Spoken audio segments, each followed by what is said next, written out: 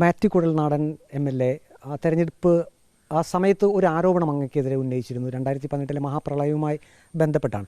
അത് തൊട്ടടുത്ത ദിവസം നടന്ന തെരഞ്ഞെടുപ്പ് അല്ലെങ്കിൽ അതുമായി ബന്ധപ്പെട്ട് അങ്ങേക്കൊരു ക്ഷീണം വന്നതായി കരുതുന്നുണ്ടോ? ഏതായാലും ഞാനിപ്പോൾ തോറ്റ ഭൂരിപക്ഷത്തിൻ്റെ കണക്ക് വെച്ച് നോക്കുമ്പോൾ തോൽപ്പിക്കാനുള്ളൊരു ഘടകമായി മാറി എന്ന് എനിക്ക് തോന്നുന്നില്ല. കുറച്ച് ക്ഷീണം വരുത്തിയിട്ടുണ്ടാകാം. എനിക്ക് അതിൻ്റെ അകത്തുണ്ടായൊരു ബുദ്ധിമുട്ട് 8 വർഷം മുമ്പാണ് മഹാപ്രളയം ഉണ്ടാകുന്നത് 2018. അപ്പോൾ തെരഞ്ഞെടുപ്പ് പ്രചരണം അവസാനിക്കുന്ന ദിവസമാണ് ഈ ആക്ഷേപം ഉന്നയിക്കുന്നത്.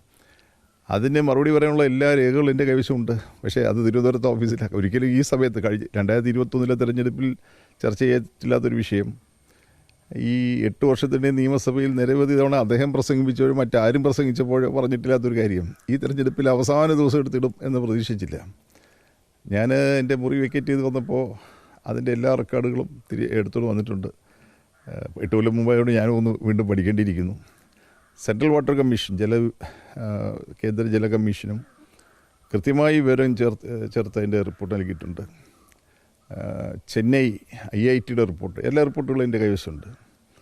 ആ റിപ്പോർട്ടിനെ അടിസ്ഥാനപ്പെടുത്തി അതോടൊപ്പം തന്നെ വലിയ രസകരമായ കാര്യം 1924 ഓഗസ്റ്റ് മാസത്തിലെ മലയാള മനോരമ പത്രം എൻ്റെ കൈവശമുണ്ട്. 1920 കൊല്ലം പഴക്കമുള്ള പത്രം.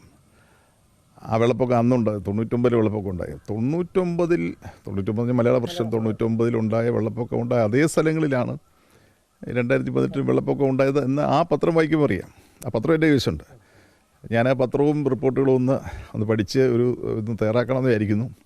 ഇപ്പോൾ മറ്റ് ചില സംവിധാനങ്ങളിൽ ഏർപ്പെട്ടതുകൊണ്ട് അതിൻ്റെ റെക്കോർഡ്സ് എല്ലാം ഞാൻ തിരുവനന്തപുരത്തുനിന്ന് എത്തിച്ചിട്ടുണ്ട്. സെൻട്രൽ എന്തായാലും ഉടൻ തന്നെ ഒരു മറുപടി ആ കാര്യത്തിൽ നൽകും. ഉടനെയല്ല, അതിപ്പോൾ ഉടനെ എടുത്തിട്ട് തെരഞ്ഞെടുപ്പിൽ സ്വാധീനിക്കാനില്ലല്ലോ. കൃത്യമായി അത് പഠിച്ച് അതിൻ്റെ റിപ്പോർട്ടുകൾ തയ്യാറാക്കി സംക്ഷിപ്ത രൂപമെടുത്ത് അതിൻ്റെ ഒരു വിശദമായ മറുപടി നവമാധ്യമങ്ങളിലൂടെയോ അല്ലാതെയോ ജനങ്ങളുമായി പങ്കുവയ്ക്കണം. കാരണം തെറ്റിദ്ധരിച്ച ആളുകൾ ഇരിക്കാൻ പാടില്ല. അപ്പോൾ 1999 വെള്ളപ്പൊക്കത്തിൽ 1924 വെള്ളപ്പൊക്കത്തിൻ്റെ കാര്യം പറഞ്ഞു. അന്ന് ഡാമുകളൊന്നും ഇല്ലല്ലോ.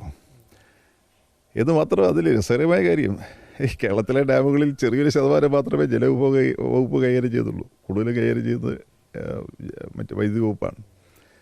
പ്രധാനമായും അന്ന് മാത്യു കുഴൽനാടൻ പറഞ്ഞത് തോട്ടപ്പള്ളി സ്പിൽവേ തുറന്നില്ല എന്നാണ്.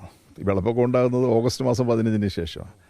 തോട്ടപ്പള്ളി സ്പിൽവേ ജൂലൈ മാസം തന്നെ തുറന്നു വെച്ചിരുന്നു എന്ന് നിയമസഭയിൽ പിന്നീട് വന്ന മന്ത്രി രേഖാമൂലം മറുപടി നൽകിയിട്ടുണ്ട്. അതടക്കം എൻ്റെ കൈവശമുണ്ട്. അത് നിയമസഭയിൽ നൽകിയ മറുപടിയാണ്. അപ്പോൾ അതൊരു അവസാന നിമിഷത്തിലൊരു വെടിപൊട്ടിക്കാൻ വേണ്ടി ശ്രമിച്ചതാണ്. അതൊരു